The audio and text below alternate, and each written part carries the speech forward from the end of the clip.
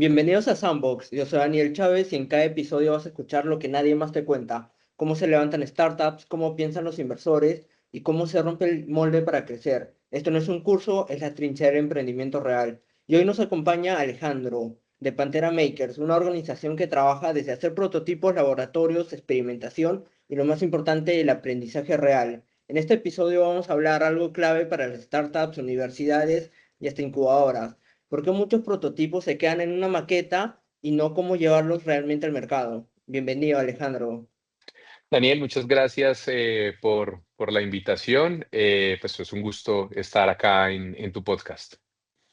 Buenísimo, buenísimo, Alejandro. Vamos con los temas claves desde ahora, desde el inicio. Coméntanos, desde tu punto de vista como especialista, como experto, ¿qué es un prototipo, pero hecho y derecho? Ujú. Bueno, mira que yo tengo una visión muy particular sobre los prototipos. Yo creo que todos los productos que tú usas diariamente son prototipos de productos que aún no existen. O esa es, digamos, como la manera como me gusta transmitirle esto a mis emprendedores, a mis estudiantes, etcétera. Porque cuando uno ve las cosas como prototipos, entiende que Mm, todos los productos realmente están inacabados, es decir, que pueden ser mejorados. Al final del día, pues prototipo es eso, ¿cierto? Son unas instancias diferentes de un producto final, pero realmente el producto final es una ilusión, es algo que la historia nos ha demostrado que siempre las cosas se pueden hacer mejor y pueden haber mejores versiones de lo ya existente. Entonces, ¿qué es lo importante ahí? Pues justamente que ese desarrollo o ese proceso de construir prototipos pues no te lleve a ti como a una parálisis, a no salir al ujú. mercado, porque pues al final del día en el mercado todos los productos son imperfectos. Entonces, si todos los productos son imperfectos, pues el tuyo también puede ser imperfecto, ¿cierto? Y Tal no te cual. debería dar ni pena, ni vergüenza, ni nada de esto. Entonces, un poco, pues digamos, esa es la forma como yo entiendo los prototipos y los productos. Ujú. Entonces, en pocas palabras, un prototipo, algo que puede llegar a usarlo un usuario final. Sí, digamos que ya en una definición muy técnica, pues existen como distintos tipos de prototipos. Los más básicos se conocen como prototipos conceptuales, donde uno, pues digamos, de alguna manera está validando el concepto. Ya luego hay Ujú. prototipos funcionales. Esos prototipos funcionales, pues pueden ser, se conocen como de baja fidelidad o de baja resolución y de alta fidelidad o de alta resolución. Y ya dentro de este modelo, pues hay un concepto muy acuñado que nos lo dejó Eric Ries hace ya como unos 15 años, que es pues el concepto de lo que es un producto mínimo viable, que en inglés se Ujú. conoce mucho por sus siglas, un MVP, que es una versión, digamos, no terminada de tu producto, pero que de alguna manera le permite a un usuario poder interactuar con él de tal manera que sea una experiencia muy parecida a lo que se imagina uno que va a ser un prototipo, un producto final. En otras palabras, Ujú.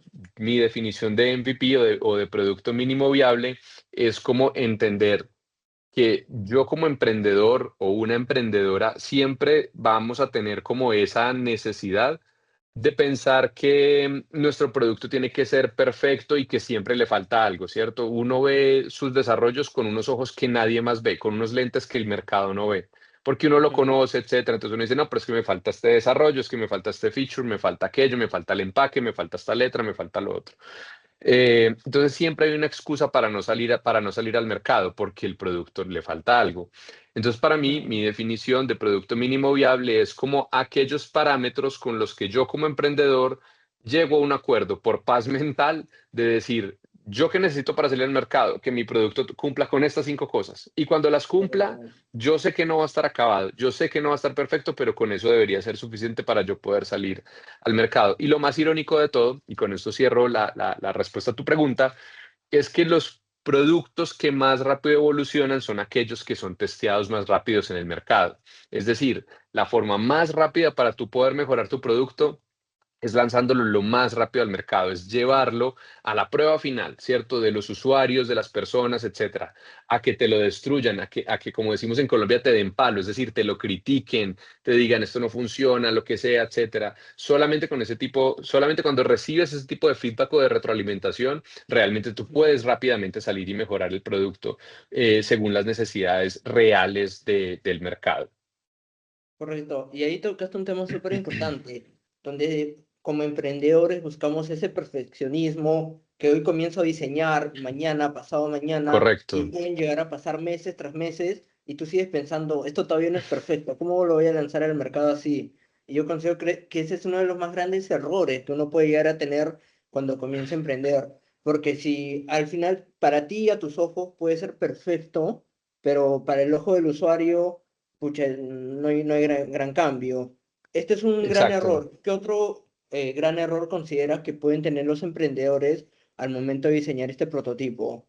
Sí, eso que mencionas es totalmente cierto y hay una frase muy famosa en emprendimiento que dice que lo perfecto es enemigo de lo bueno, ¿cierto? Y eso, Correcto. pues un poco lo que quiere decir en otras palabras es que por irnos a buscar esa perfección, no salimos con una cosa que de pronto ya es buena, ¿cierto? Y que puede ser suficiente para el mercado. Y hay otra frase que a mí me encanta y en estos momentos se me escapa el nombre de la persona que la dijo, pero dice más o menos así como que si tu primer producto o si tu primer prototipo no te da vergüenza, significa que saliste demasiado tarde al mercado, ¿cierto? Entonces, Ujú. la verdad es esa, los primeros productos a uno le deberían dar pena y uno decir, venga, ¿yo cómo hice para salir con eso? Em, pero las grandes empresas lo hacen. Una cosa que me pone a reflexionar mucho sobre ese tema es, por ejemplo, cómo eran las llamadas de WhatsApp cuando iniciaron hace unos 8 años. Eran malísimas, o sea, era una calidad pésima. Correcto. Y pues la verdad, a mí nunca me escribió Mark Zuckerberg a pedirme perdón, a decirme como, oiga, no, qué lástima esa experiencia de usuario que está teniendo. No, hoy en día muchas veces la llamada de WhatsApp es mucho mejor que la llamada de nuestro operador de telefonía móvil. Entonces, pues digamos como que es eso, o sea, si Meta, pues cierto, si a Meta no le da vergüenza salir con productos inacabados, si a Google no le da vergüenza salir con productos inacabados, ¿por qué mi producto sí tiene que ser perfecto, cierto? Entonces, yo, digamos, siento que eso es. Pero para responder ahí la segunda parte de tu pregunta, yo creo que ese es el primer gran error. Pero el segundo gran error es el obstinamiento, digamos, de los emprendedores muchas veces y el enamoramiento que genera ese enceguecimiento, ¿cierto? Por su producto y no ser capaz de abrir los ojos y de abrir los oídos y de escuchar lo que el mercado te está diciendo, ¿cierto? Hasta Tal el punto cual. en el que yo termino echándole la culpa al mercado, ¿cierto? No, es que no me entienden, es que no están listos, es que lo que sea. El mercado realmente, pues al final del día es quien determina cuáles son los productos exitosos o no. De hecho, si fuese yo más ácido, yo diría, el mercado es el que determina que algo es o no es innovador. Pero mientras yo desarrollo algo, pues es un invento. Pero solamente los usuarios finales son los que van a decir al final, esto fue innovador o no fue innovador, porque me generó valor. Entonces, yo creo que es normal, pues que cuando uno desarrolla algo y le ha puesto tanto empeño, tanto tiempo, tanta energía, dinero, pues uno al final, pues empieza a sentir un cariño especial por ese producto. Entonces, que hablen mal de él, pues es como si hablaran mal de tus hijos, ¿cierto? Pues es algo que tú no te lo permites. Pero en este caso, pues sí, muchas veces sucede que ese enamoramiento, pues impide que los emprendedores no escuchen realmente el mercado y pues que al final pues no puedan mejorar sus productos. Dicho eso, y con esto cierro mi parte, el obstinamiento, la terquedad o como la quieres llamar, es una habilidad fundamental en un emprendedor, porque tampoco me puedo quebrar con la primera reseña negativa que hicieron sobre mi producto, ¿cierto? Entonces Ujú. realmente el mundo está hecho, o yo siento que muchas veces el mundo lo diseñan personas altamente obstinadas y altamente tercas que inclusive nadaron como contra la corriente. Encontrar ese punto medio entre hasta dónde tengo que ser igual de así de terco para cumplir mis sueños, pero hasta dónde tengo que yo también escuchar al mercado para mejorar lo que he hecho. Me parece que es una línea demasiado delgada y es muy difícil de reconocer para los emprendedores, porque pues realmente la diferencia entre un lado y el otro pues es el éxito y el fracaso. Correcto. Porque sí, ese es un gran punto. Y también lo que comentabas al principio, cómo las grandes corporaciones no tienen este miedo de sacar sus productos y hasta le Total. ponen un nombre, la versión beta de esto, la versión beta de esto, para, como ustedes dicen, que el público le dé con palo y vean qué mejorar y al final qué se queda atrás prácticamente. 100%, 100%, como tú lo mencionas. Y de pronto como para entrar un poquito ahí en eso, en esa parte que dices, me resuena mucho pues como algo que es importante recalcarle a los emprendedores en etapa temprana y es todos los mercados o todas las industrias tienen unos early adopters, es decir, todos los mercados tienen un grupo de personas que están dispuestos a usar productos que son nuevos, a ensayar, no tienen problema con usar prototipos, no tienen problemas con usar betas, de hecho les encanta, ¿cierto? Les encanta ser los primeros, ser los pioneros, ser los que están haciendo eso. Yo un poco en lo que he aprendido trabajando pues en varios mercados, en varias industrias, es que las personas no es que unas sean early adopters y otras no.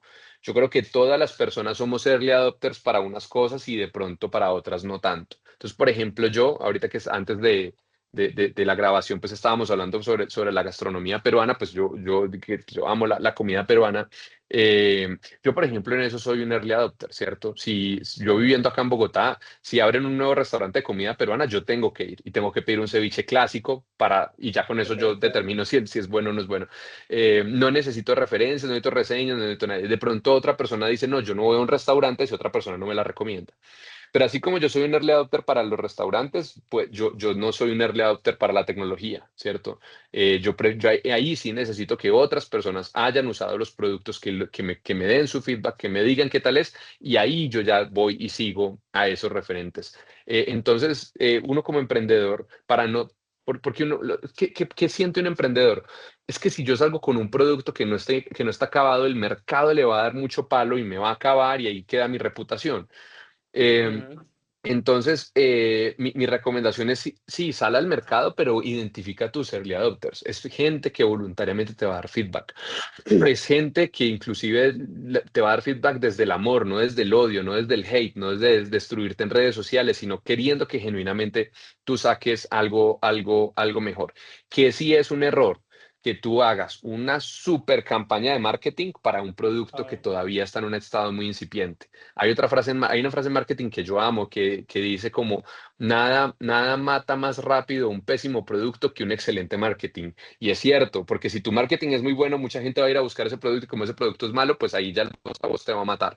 Entonces uno tiene que entender un poco en qué etapa está y sí, hay que salir rápido al mercado, pero no tienes que poner vallas ni gastarte, no sé, $2.000 infinito mensuales en marketing. pauta, exacto, sino que tienes que buscar quiénes son esos early adopters, esas personas que te van a dar retroalimentación gratis, ¿cierto? Para que mejores tu producto y puedas sacar algo que ya después lo usen muchas más personas. Tal cual. Y ahí va de parte mucho la investigación del mismo emprendedor, saber quién es su early adopter, saber a quién Cien enfocarse, a cien qué por ciento. pequeña comunidad realmente atacar para que te den feedback positivo o negativo de tu producto. Lo importante es que ya más gente que realmente necesita tu producto lo comience a usar desde el inicio. Ujú. Totalmente, totalmente. Y tú lo dijiste, o sea, hay que recibir feedback bueno y malo. O sea, yo cuando digo que hay que dar como que te den feedback desde el amor y no desde el hate, no es que te digan que todo está bueno, sino que te dicen, mira, este producto me salió muy defectuoso por esto, ¿por qué no le cambias el empaque? ¿Por qué no revisas esto? Tu comida está muy dulce, tu comida está muy salada, tu tecnología no me sirve cuando la abro desde el celular, pero feedback, tú no puedes hacer nada con eso, ¿cierto? Tal cual. Entonces, un buen feedback malo, pues digamos, para decirme cosas negativas o positivas, pero pues digamos como que me dan información útil para yo poder mejorar el producto. Tal cual, una opinión constructiva vale mucho más que 10 opiniones de, oye, bien, me gustó, que esto, que aquello. Y Exacto, realmente un comentario constructivo hasta te ayuda a evolucionar los productos. exacto. Y con eso me hace recordar mucho como la importancia de que recibamos feedback de personas que no nos conocen, ¿cierto? Es decir, que el sesgo no va a afectar su criterio, ¿sí? Ujú. Si yo le digo a mi mamá que pruebe un producto mío, pues va a decir que es perfecto, que es lo máximo, porque me ama mucho, ¿cierto? Entonces ese Tal feedback no me cual. sirve porque pues el resto de la humanidad no me quiere como mi mamá me quiere, entonces pues ¿cómo hago? Entonces es importante que podamos escapar un poco del feedback de nuestro círculo más cercano, porque para esas personas va a ser muy difícil ser sinceras con nosotros, ya sea porque realmente el amor las enceguece o porque simplemente no nos sienten que de pronto nos van a herir por decirnos la verdad y pues es lo último que ellos quieren. Tal cual, y eso es súper importante, porque ya cuando llegas fuera de tu entorno es que ya comienzas a evolucionar, que tu producto ya está saliendo de ahí. Sí, exacto, totalmente. Ujú. Y Alejandro, cambiando un poco de tema, ¿y tú en qué punto consideras que un emprendedor puede sacar del laboratorio al mercado su prototipo? Ujú.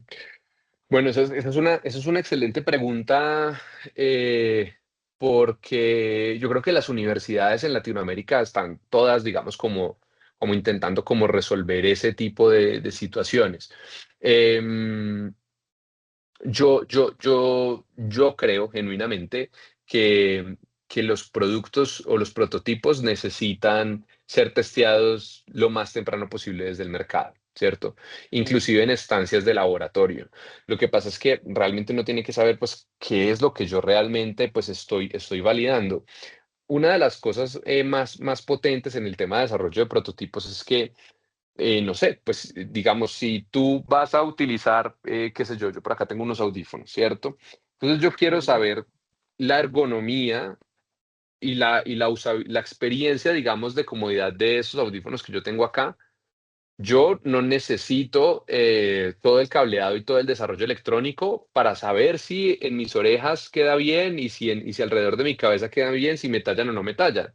Yo necesito ujú. enfocarme es en el desarrollo de la espuma, en el tamaño, pues digamos, de esto, en fin, o sea, como que son features muy específicos que yo realmente desde el principio tengo que hacer. No tengo que esperar a hacer el diseño de los circuitos para salir a validar un tema de usabilidad, ¿cierto? En este caso Claro. específico. Entonces, ¿qué es lo importante? Que siempre sepamos un poco que, de acuerdo a la etapa en la que yo esté, qué es lo que yo puedo ir validando, pero siempre con usuarios reales. Em, Ese concepto clásico de eh, diseño algo desde el dibujo, desde el render, etcétera, lo llevo a un estado de laboratorio, saco una línea de producción, le hago un ejercicio de branding, lo lanzo al mercado y me echo la bendición a ver si la gente lo compra o no lo compra. Eso es siglo XX, ¿cierto? Es un Ujú. modelo demasiado costoso y demasiado doloroso. Así era como las empresas desarrollaban producto hasta finales del siglo XX, inclusive principios del siglo XXI también. ¿Qué es lo que pasa? Que una gran empresa, ¿cierto? Se puede dar el lujo, entre comillas, porque igual el dolor es grande, pero digamos es el juego de la investigación y el desarrollo, pero digamos que de alguna manera no se va a morir si lanza un mal producto, ¿cierto? Pepsi lanza una bebida que no gusta, no es el fin de Pepsi, ¿cierto? Pero si tú eres un Ujú. emprendedor con pocos recursos y sigues ese camino y lanzas tu producto y no se vende, puede ser el fin de tu empresa, puede ser el fin de tu Tal emprendimiento. cual. Entonces necesitamos, digamos, modelos que nos lleven en esa etapa temprana a pivotear muy rápidamente, pero sobre todo, pues digamos, como a generar esa machine de experimentos que nos permitan ir mejorando gradualmente nuestro producto. Tal cual, eso es súper clave lo que comentas, porque si una gran empresa sí se puede dar el lujo de, pucha, saco el mercado, gasto en branding, gasto en publicidad y ver qué me espera el mercado. Pero un pequeño emprendedor llega a un punto donde, pucha, voy a gastar en toda esta primera producción y si no me compran, ya no tengo presupuesto. Ahí ¿Qué voy a hacer quedaste. después? Ahí quedaste, tal cual, tal cual. Tal cual. Y recordemos que la mayoría de los emprendedores, principalmente, pues sobre todo en América Latina, pues economías como la colombiana, la peruana y sociedades como las nuestras son muy parecidas, ¿cierto? La mayoría de los Mm, emprendedores no tienen muchos recursos para emprender, ¿cierto? Y no quiero entrar en la discusión si hace falta más dinero o no hace falta más dinero, pero pues claramente si el problema fuera dinero, pues todo el mundo que le firmen un cheque de $200.000 haría productos exitosos y la realidad nos muestra que no es así, ¿cierto? chao, chao. Entonces, una de esas grandes habilidades de los emprendedores en etapa temprana es lo que se conoce en inglés como el bootstrapping, ¿cierto? Entonces, uno sí quiere ver muy bien qué tan bueno es un emprendedor o qué tan buena es una emprendedora en esa etapa temprano, maximizando sus resultados con la escasez de recursos que maneja un emprendimiento de etapa temprana. Y eso, pues, yo creo que es como un poco una de las grandes habilidades empresariales que tiene que tener un emprendedor en etapa temprana. Que eso es para escalar la empresa, esa habilidad ya empieza a perder valor, sí, porque ya hay que gastar en marketing, hay que contratar gente, etcétera, y no me puede, como decimos, no sé si en Perú también se dice, como temblar la mano, ¿cierto? No puedo Correcto. dudar, digamos, de eso en ese momento. Entonces, muchas veces el emprendedor que es muy bueno en la etapa temprana porque es muy ahorrador y utiliza muy pocos recursos, de pronto no es la persona adecuada para crecer porque necesita ser muy ágil en el gasto, pero pues ágil, pero no desordenado, ¿cierto? Entonces, son habilidades totalmente distintas. Hay emprendedores que tienen la gran fortuna o el gran talento, la gran habilidad de tener ambas habilidades, pero la Ujú. mayoría de los emprendedores son buenas o en lo uno o en lo otro. Y también eso es bueno para mí, como identificar, ve, de pronto yo soy un gran eh, eh, desarrollador de emprendimientos en etapa temprana y cuando ya yo llego hasta cierto product market fit, de pronto yo debería renunciar ahí a esa gerencia, me quedo con algo de la sociedad, que llegue alguien que sepa cómo hacer crecer Exacto. empresas y yo vuelvo y hago el proceso con otro emprendimiento. Pero a los emprendedores nos cuesta mucho entender que de pronto no somos buenos en todas las etapas. Tal cual, tal cual. Eso es lo importante de conocerte a ti y a tus socios. Y más que Sí, todo, saber el 100%. objetivo de la empresa. O sea, hasta qué Ujú. punto es crecer la startup y hacer un exit, o realmente escalar y convertirse en un gran unicornio, expandirse a nivel mundial y todo eso. Total, sí, yo creo que eso es algo que uno tiene que ir aprendiendo, por lo menos, y lo que tú dices, pues digamos, si uno tiene socios, pues tiene, digamos, como esa fortuna de pronto decir, yo llego hasta acá, cójala usted, etcétera, pues digamos que mi socio y yo nos hemos ido rotando la gerencia de Pantera Makers varias veces en la vida de la empresa, Ujú. entonces, pues digamos como que ya nos conocemos muy bien según lo que esté necesitando el emprendimiento, según, pero ya no es un emprendimiento, pues ya tenemos como 16 años, pero pues según lo que necesita la empresa e inclusive según el tipo de nueva unidad de negocio que se va a desarrollar, es muy claro cuando yo soy la persona adecuada o cuando él o cuando una persona dentro de la empresa, algún empleado o empleada. Para quienes de pronto de alguna manera no tienen esa gran fortuna de tener socios, porque Ujú. tener socios es algo muy bueno, pero también puede ser muy malo, y no todas las empresas tienen socios.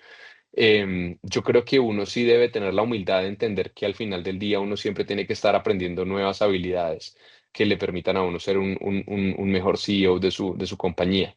Entonces, a veces los programas de aceleración se enfocan mucho, no sé cómo lo ves tú, pero se enfocan mucho como en el modelo de negocio, el producto, los canales, las estrategias de pricing, pero poco se concentran en tu habilidad, ¿cierto? Entonces, Tal quién cual. eres Eso tú es hoy cierto, y ¿eh? quién tienes que ser tú en el futuro para la empresa que estás construyendo en el futuro. Porque si la empresa va a evolucionar, pues tú también. Y ahí yo creo que nos falta también un poquito de contenido y puede ser un mea culpa, ahora que lo pienso, de la mayoría de las aceleradoras. Hay unas que sí trabajan mucho en eso, donde tenemos que enfocarnos mucho más en las habilidades emprendedoras, habilidades blandas, habilidades técnicas, pero también en específico en las habilidades de la persona. Tal cual. Y eso es clave, y ese es un punto que no se habla mucho del ecosistema. Tal vez una Mm, startup llegó a una etapa de aceleración, recibió inversión de, no sé, un ticket de $500,000, pero la mayoría de socios son personas que siempre han trabajado en empresas pequeñas y que tal vez no saben cómo gestionar todo eso. Y así tengan un modelo de negocio súper escalable, súper tecnológico, innovador. Si no saben gestionar esta presión y este presupuesto, es muy difícil de que realmente lo usen bien y este dinero les ayude a crecer y aceleren de la forma correcta. Tal cual, y digamos como que esos emprendimientos que de alguna manera eh, crecen bajo una lógica de estar levantando dinero constantemente e intentar mejorar su valoración. Yo creo que hay varias cosas que los inversionistas están testeando en uno en esas etapas, inclusive cuando hay cosas que no son validables inicialmente, ¿cierto? Cuando tú estás en una etapa muy temprana y te dicen cuál es su TAM Samsung, ¿cierto? ¿Cuál es su tamaño de mercado, Ujú. el mercado que usted realmente puede capturar? Sea la respuesta que den un emprendedor, eso no, nadie lo sabe, nadie lo va a saber, porque la etapa es tan temprana y el mercado es tan grande que es muy difícil saber cuánto vas a poder aprovechar del mercado. Pero Tal ¿por qué cual. preguntan eso? Porque yo como inversionista, pues sí quiero saber si a ti te cabe el mercado a nivel global en tu cabeza. porque si no te cabe, entonces no eres la persona adecuada para eso, o diga, o en este momento no tienes las habilidades correctas y pues tal te cual. vas a tener que seguir trabajando. Cuando te pregunto por tu competencia, pues quiero saber qué tan curioso eres por saber quiénes están intentando resolver el mismo problema, ¿cierto? Y eso también inclusive nos puede dar pistas sobre posibles exits, como decías tú ahorita, ¿cierto? ¿Qué empresa parecida a la mía adquirieron en otro mercado y por qué valoración y quién fue el comprador para yo saber si acá en Perú o en Colombia o en México hay una empresa similar que pueda ser un comprador mío en un futuro? Ese tipo de cosas son muy importantes que los inversionistas están buscando entender desde etapas muy tempranas, ¿sí? No es Mm. para que eso se cumpla a cabalidad, sino es para saber si tú realmente tienes la cabeza, en tu cabeza, perdón, te cabe la industria y el tamaño del mercado a nivel global en la que tú quieres emprender. Entonces, eso yo creo que es algo fundamental para esas empresas que están intentando como levantar plata constantemente. Correcto, y eso es como que una pequeña enfermedad que encontramos en el ecosistema, porque este es un problema que se llega a dar donde hay muchos fundadores que levantan Mm, capital y se la viven levantando capital, y si no levantan capital, no crece la empresa y hasta puede parar y salirse del claro. mercado. No, y pues para ser muy francos, pues hoy en día el mercado de capitales en el mundo, pues digamos que no tiene esos excesos de liquidez que vimos hace unos años, ¿cierto? En Correcto. Estados Unidos y en Europa, pues 2017, 2020 y en Latinoamérica 2019, principios de 2022, eso no se ha vuelto a ver. No quiere decir que no vuelva a pasar, seguramente puede volver a pasar, pero la economía es bastante cíclica y más o menos cada 10 años pues hay una nueva burbuja, casi siempre pues digamos tecnológica o de vivienda, etcétera. Hay muchas preguntas si por ejemplo en la industria de la inteligencia artificial ahorita pues digamos hay un fenómeno de burbuja, ¿no es cierto? Mm. Pero por ejemplo un emprendedor con las características o que esté en un modelo de negocio con las características que tú acabaste de mencionar, claramente es un emprendedor que no la está pasando bien desde hace más o menos unos 3 o 4 años. Entonces, bueno, 3 años y medio, pues pongámosle. Y hoy en día las habilidades de los emprendedores van dirigidas hacia otro lado, inclusive dentro del mundo de la inversión. Y van dirigidas a un lado que ya existía y que es muy clásico, y es, venga, ¿su empresa es rentable o no es rentable? Antes eso no se preguntaba, antes eso era una pregunta súper ofensiva, porque como mi negocio es tech, es demasiado sexy como para alcanzar punto de equilibrio, entonces realmente lo único importante es el CAC y el lifetime value para aumentar mi valoración y levantar una siguiente ronda, porque tengo que capturar muchísimo mercado, porque si capturo más mercado, pues digamos que al final aumenta mi valoración y pues al final si yo me vuelvo, como dicen en inglés, un too big to fail, pues alguien me Mm. va a rescatar, ¿cierto? Si empieza a ir mal.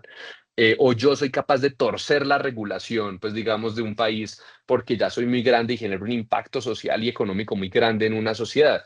Eh, pero realmente ese es un juego de muy pocas empresas en el mundo, o de muy pocas empresas por país o por región.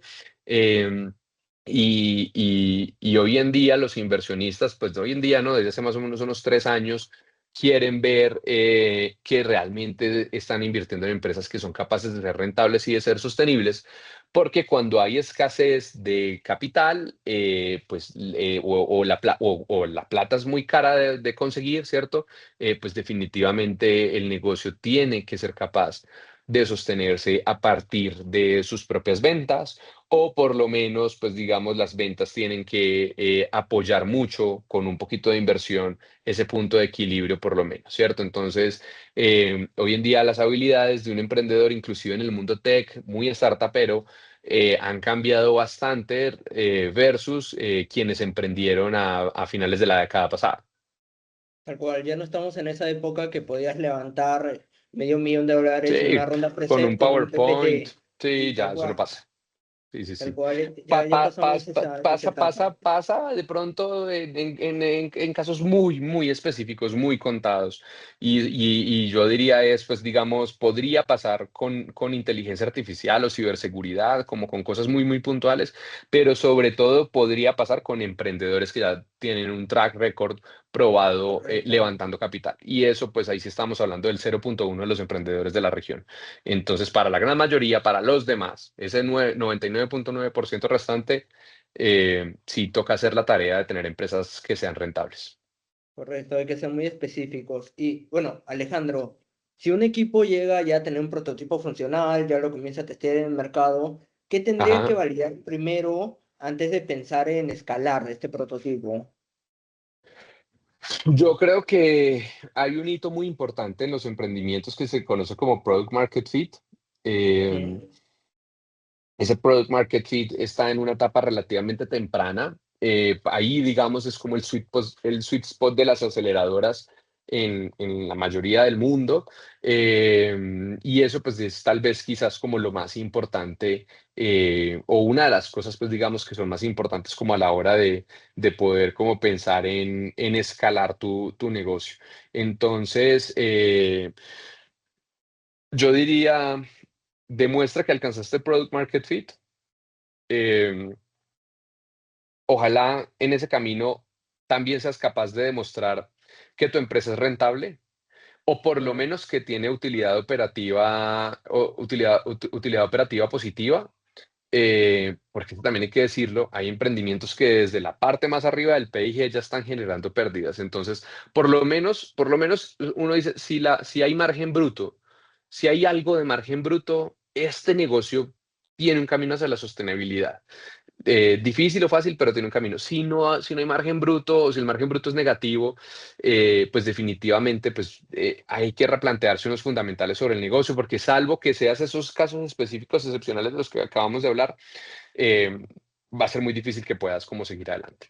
Entonces, yo creo que es una mezcla de ambas cosas inicialmente, alcanzar ese product market fit al mismo tiempo que eres capaz de demostrar que tienes una empresa que sea rentable.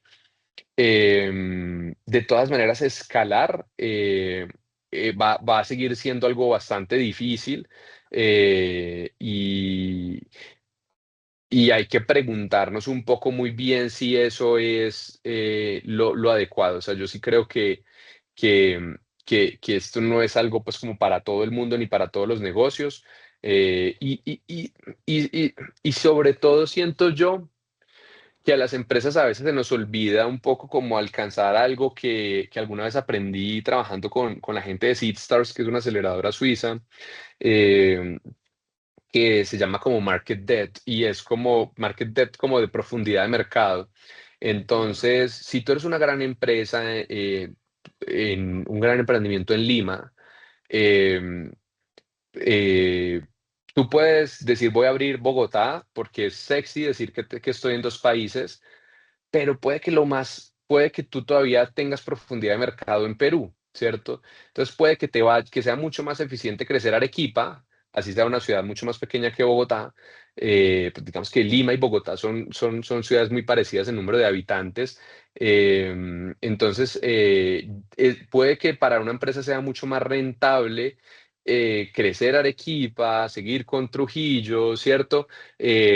Antes de decir, bueno, voy a Bogotá, después voy a Guayaquil y digo que estoy en tres países, ¿cierto? Porque eso se va a ujú, ver súper sexy en un pitch deck donde le voy a decir, ya estoy en tres países, etcétera. Pero lo que está ocultando un poco ese pitch deck es que lo más probable es que tu costo de adquisición de clientes sea más caro en Colombia o en Ecuador de lo que es en Perú.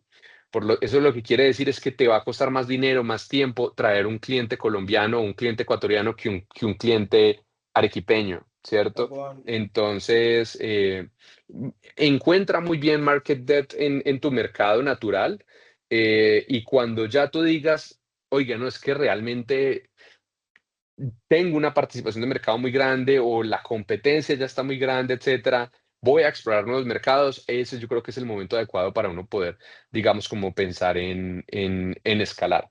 Y eso, pues, digamos, como que no sé, bueno, a ver, creanas peruanas, ¿cierto? Digamos como Ujú, que estoy pensando como en startups de esa época de Perú, de Colombia. Muchas startups colombianas abrieron México, abrieron Brasil, y cuando se redujo el exceso de capital, empezaron a cerrar esos países, no porque sea un fracaso, no, sino porque ellos entendieron que era mucho más barato adquirir clientes dentro de Colombia que sostener operaciones en otros mercados que si bien son muy grandes y son muy atractivos, pues no daban los números vitales y lo que había que hacer era ser otra vez muy eficiente en el gasto. Entonces yo creo que hay que ir mirando eso, digamos, quizás con un poquito más de pinzas, que como era antes. Antes era mucho más fácil decir, voy a salir a abrir 5 países este año, y no importa que ninguno sea rentable, pero estoy en 5 países, ya la conversación ha cambiado y yo diría, para bien, yo diría que ha madurado. Es que eso es lo importante y eso es lo que diferencia a un founder que realmente busca la rentabilidad en su negocio a un founder que solo piensa en hacer un PPT bonito y que con eso va a levantar. Exacto, totalmente. Y bueno, Alejandro, para cerrar, en tu opinión y en una frase resumida, ¿cómo diferenciarías a un founder que desarrolla su prototipo y este prototipo va a escalar a un founder que solo se va a quedar en una sola maqueta? ¿Qué Uf, característica darías? bueno, yo creo que hay unas red flags que uno puede identificar al principio que ayudan bastante, ¿cierto? Digamos que si uno tiene la oportunidad de haber escuchado, no sé si los escuchaste en una sesión de pitch y ahí estás escogiendo como los founders con los que quieres trabajar, etcétera.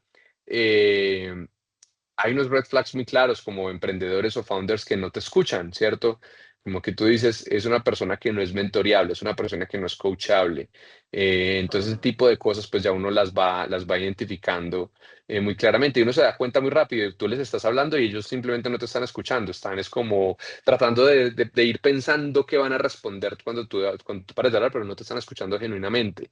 Eh, Claramente también es importante darse el track record, obviamente puede dar luces, eso no es definitivo, pero pues claramente un fundador, una fundadora que ya está haciendo su segunda, su tercer emprendimiento, pues ya te está dando una cierta tranquilidad. Si tú eres un fundador que está arrancando por primera vez, pues digamos que lo tienes que demostrar, ¿sí? Em, Hay otra cosa muy importante y es, digamos, el nivel de compromiso. Mira que te estoy diciendo cosas más como de la persona que del producto, del modelo de negocio, o sea, todo y en etapa temprana. Digamos que uno siempre está invirtiéndose en la gente, pero yo siempre he dicho, entre más temprana es la etapa, más estás invirtiendo en la gente aún, ¿cierto? Entonces, lo otro es, digamos, como el nivel de compromiso que hay ahí. Si es un emprendedor que lo hace después de las 6 de la tarde o trabaja en su emprendimiento los fines de semana, no quiere decir que no lo pueda hacer, no quiere decir que no lo vaya a lograr. Eh, pero yo pondría unas fichitas adicionales, pues digamos, en el emprendedor que hace esto como tiempo Tiempo completo. completo. Sí, y también digamos como el que hay otra cosa y es el que se lanza al agua versus el que está esperando levantar plata para saber si se lanza al agua o no. Yo creo que también eso es un determinante súper importante. Uno quiere ver acción. Entonces, pues digamos como el emprendedor que dice, no, es que voy a esperar a ver si levanto si firmo este cheque, entonces ahí sí emprendo. Pues la vida, digamos, como que en general no funciona así. Ahora, nosotros dentro de Pantera Makers, lo que sí hacemos mucho, o lo que hemos aprendido es que o sea, nosotros cada vez somos más rigurosos en el tema de recolectar datos. Eh, Dicho eso, en un pitch, en una presentación, en una postulación, te pueden decir muchas mentiras, en una entrevista, ¿cierto? Entonces, la única manera, pues, digamos, donde uno realmente se va dando cuenta es en el trabajo del día a día. Y eso ha sido para nosotros algo como muy revelador, ¿cierto? Y es como, venga, quizás el mejor due diligence que usted puede hacer con un emprendedor es trabaje con él un rato, ¿cierto? Mire a ver cómo es, cómo responde. Está corriendo experimentos, está aprendiendo de él, está mejorando el producto, qué está traccionando, versus el que siempre te saca una excusa o un pretexto cada semana o cada 15 días o cada vez que te sientas con él. Eso, digamos, es como lo más diciente, entre otras cosas, porque a veces pues hay gente que se vende mejor. Obviamente, saberse vender es una habilidad fundamental para emprender, pero pues de pronto a veces uno dice, esta persona que quizás no tenía su mejor pitch, trabaja de una forma mucho más dedicada y me tengo que enfocar en ayudar a desarrollar esas habilidades comunicacionales. Y yo preferiría apostarle al que está enfocado en desarrollar un producto que encante y enamore a la gente y ya por otro lado yo voy trabajando esas otras habilidades que quien quizás es muy bueno haciendo los pitch, etcétera, se la pasa en eventos, en networking, tomando cócteles y no se ve el producto. Tal cual, más que todo en esta etapa temprana, ¿no? El valor de la persona, el valor de su trabajo y de su esfuerzo habla Ajá. bastante. Ajá, exactamente, exactamente. Y eso hay que valorarlo, eso hay que saberlo valorar. De todas maneras, pues digamos, yo creo que en los roles de nosotros, ¿cierto? Dirigiendo aceleradoras y este tipo de organizaciones, pues yo también le pido a mi equipo que sea muy generoso y muy empático con todos los emprendedores, digamos, que se presentan, ¿cierto? Esa gente nos está compartiendo sus sueños, nos está compartiendo, digamos, su proyecto de vida. Y por eso hay que tratarla con muchísimo respeto, independientemente si uno cree que va a funcionar o que no va a funcionar, hay que hacerlo con muchísimo respeto. Es clave eso, el calor humano. Bueno, Alejandro, muchas gracias por tu tiempo, por tus sabias enseñanzas, de verdad. Se nota bastante la experiencia y el trabajo realizado.